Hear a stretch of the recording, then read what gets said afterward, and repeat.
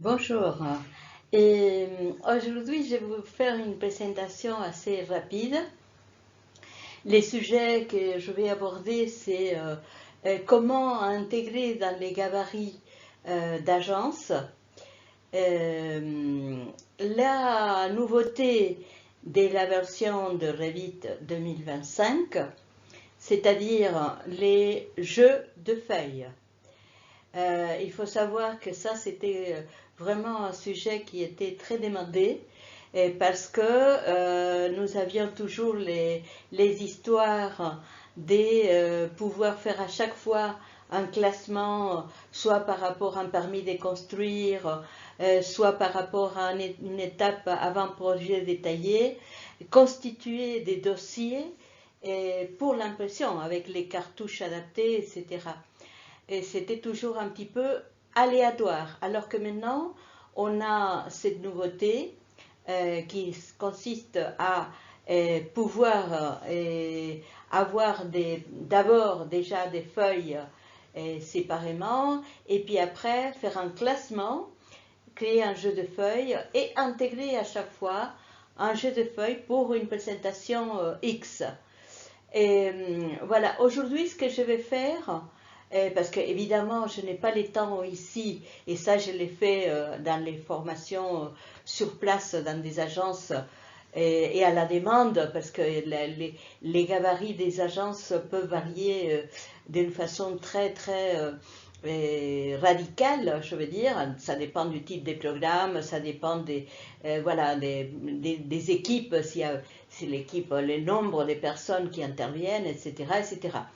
Mais là aujourd'hui, c'est-à-dire que ce que je vais faire, c'est de vous expliquer la méthode avec un exemple, la méthode à suivre pour pouvoir faire un bon classement, de façon à pouvoir sortir un gabarit qui intègre ces nouveautés, qu'à mon avis c'est vraiment c'est pas des petits détails, c'est vraiment très positif. Alors, la première chose qu'il faut savoir, c'est que nous, on a, à partir du moment où on parle des gabarits d'agence, certainement, et je ne vous apprends rien, il y a la création de tous les paramètres partagés, soit les familles qui sont déjà intégrées, soit les types de cartouches, ce qu'on va voir là pour cet exemple, soit tout ce que vous avez à niveau des standards par rapport à l'équipe de travail, vous allez l'intégrer dans un gabarit précis avec un nom et via réseau, via les clouds, comme vous les souhaitez, mais de toute façon, c'est un gabarit, c'est un fichier gabarit exprès que vous connaissez sur Revit et que je vais pouvoir venir à chaque fois. Et au lieu de me préparer le jeu de feuilles, je vais pouvoir avoir déjà les classements par rapport à un permis de construire, par rapport à un dossier de consultation des entreprises, plan des ventes, etc., etc. La première chose que je vous conseille, parce que quand on fait ça, on a déjà, dans n'importe quelle agence, on a les cartouches type, et suivant, s'il s'agit d'un permis de construire, c'est-à-dire on va voir un format A4 où on va voir toutes les données, maître d'ouvrage, la présentation, la date, etc. Tout ça, et je ne vais pas bien évidemment expliquer parce que ça, à chaque fois c'est une journée de formation pour chaque sujet que j'aborde ici. Mais vous connaissez l'histoire, c'est-à-dire bien préparer des cartouches adaptées par rapport à l'étape du projet. En général, les agences, ils l'ont bien. Sauf que pour ce qu'on va voir, il va falloir vraiment intégrer la donnée et aussi également de pouvoir gérer à chaque fois les jeux de feuilles, c'est-à-dire les dossiers. Déjà, on va les voir après dans un exemple pratique, mais déjà dans ce que vous avez dans le feuille, la liste, vous allez pouvoir cliquer bouton droit pour pouvoir avoir une option nouvelle. Cette option, c'est de créer un jeu de feuilles. Et ça va me permettre aussi, que je ne pouvais pas faire avant, c'est de pouvoir numéroter, mais en interne du dossier. C'est-à-dire que toute la numérotation, comme les noms des feuilles, vont être liés à ces dossiers en particulier. Par la suite, je vais pouvoir créer des filtres de chaque jeu, des filtres, pour pouvoir travailler. Par exemple, si on est en train de faire une présentation seulement du dossier des permis de construire, je vais pouvoir filtrer de façon de garder toujours le travail concentré par rapport à ces jeux de feuilles spécifiques. Et on gagne énormément de temps, et puis c'est moins, disons, aléatoire qu'avant. Je peux le faire en classement bien détaillé.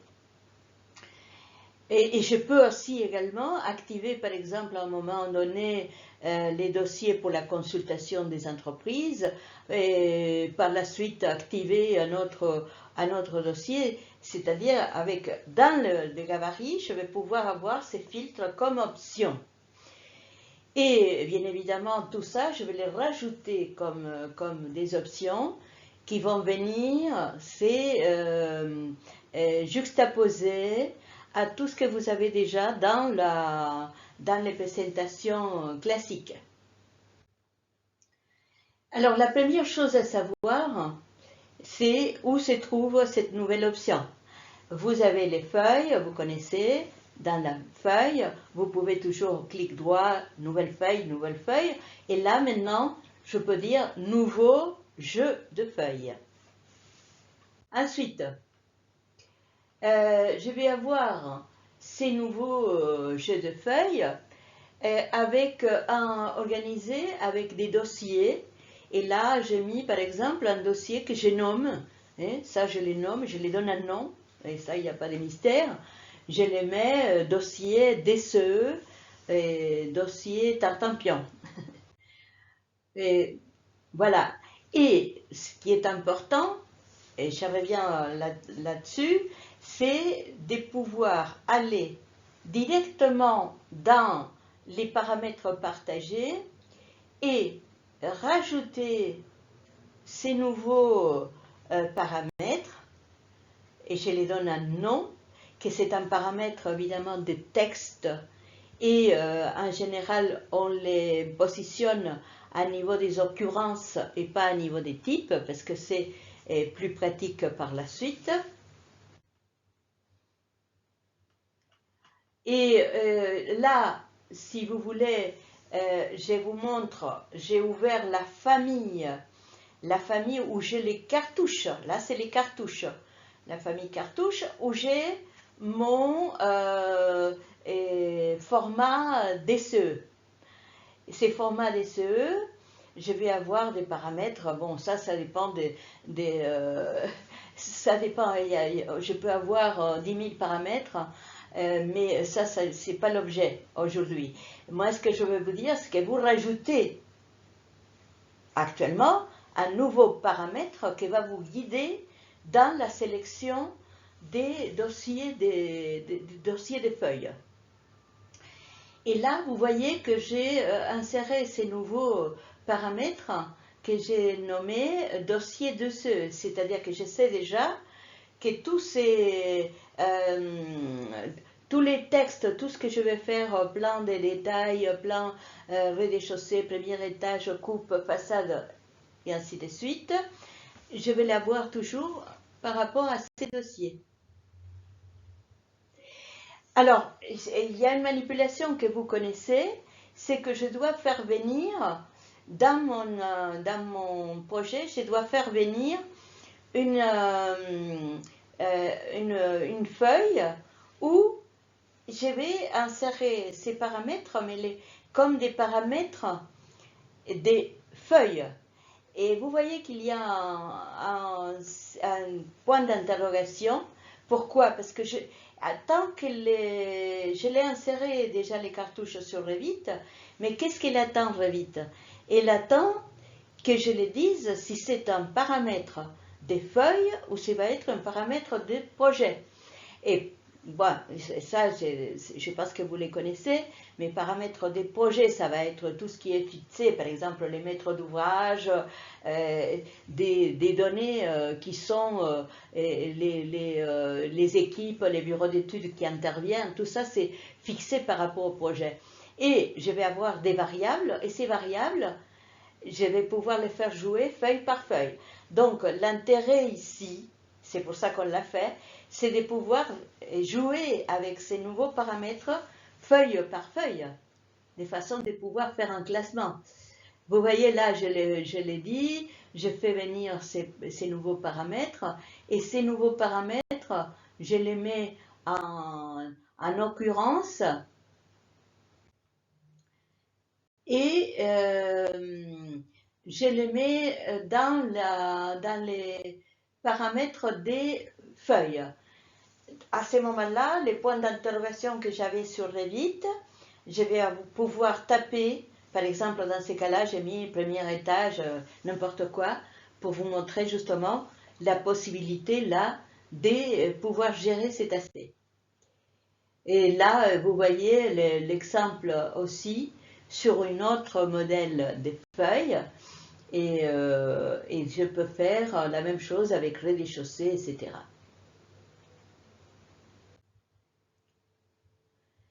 Pareil, je pourrais faire la même chose, déconstituer aussi un dossier pour tout ce qui est, par exemple, plan des ventes. Là, c'est même pas un exemple, c'est juste un essai pour que vous ayez une idée. Donc, j'ai mis les cartouches, un cartouche type des plans des ventes. Et pareil, je vais faire la même chose. Je vais avoir à chaque fois les classements dans ces dossiers des plans de vente. Alors, il y a une observation aussi que je dois faire. Vous pouvez les avoir listés et préparer toutes ces feuilles en dehors des dossiers. Et par la suite, créer votre dossier et faire glisser directement, ça c'est très important de savoir, glisser directement les feuilles dans chaque classement des dossiers. Alors, ce que je ne peux pas faire, et c'est hélas, je pense que c'est que ça freine un petit peu, malheureusement, ça ne doit pas être facile de le faire, et Autodesk doit avoir des difficultés, mais on ne peut pas avoir un doublon non plus des vues.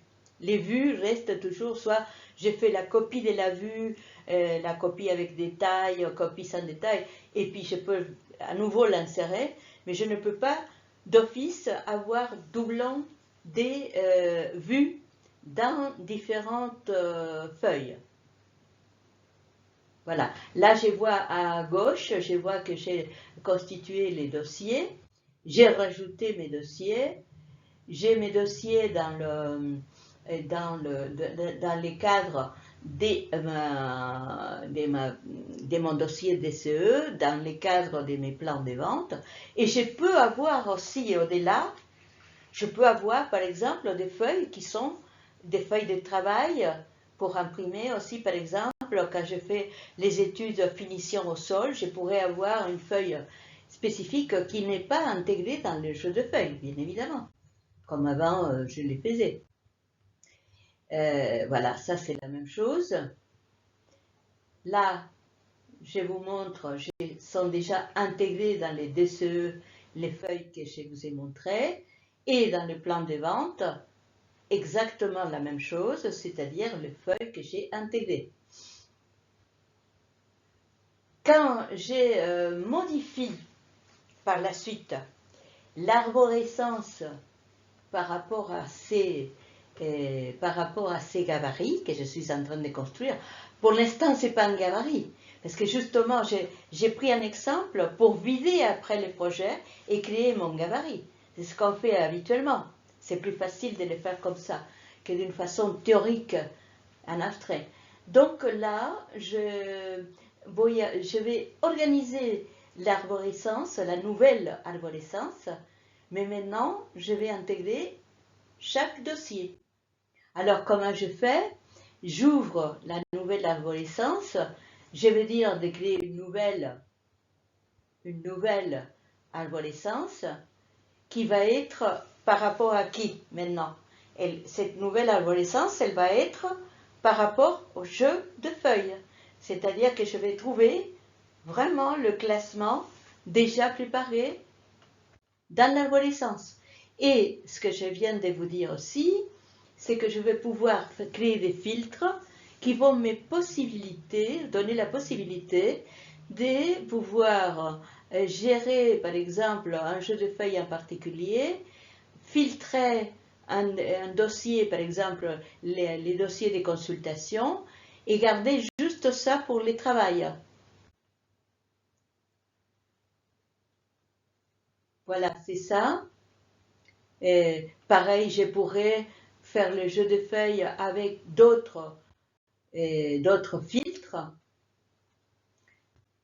À chaque fois, je peux venir échanger les filtres.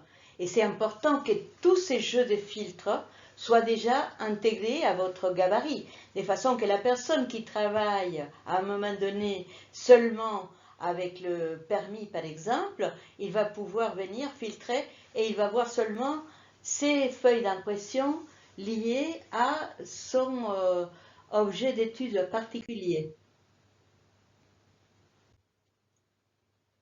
Et à la fin, bon, là, ce que je fais, c'est je vais faire l'exemple.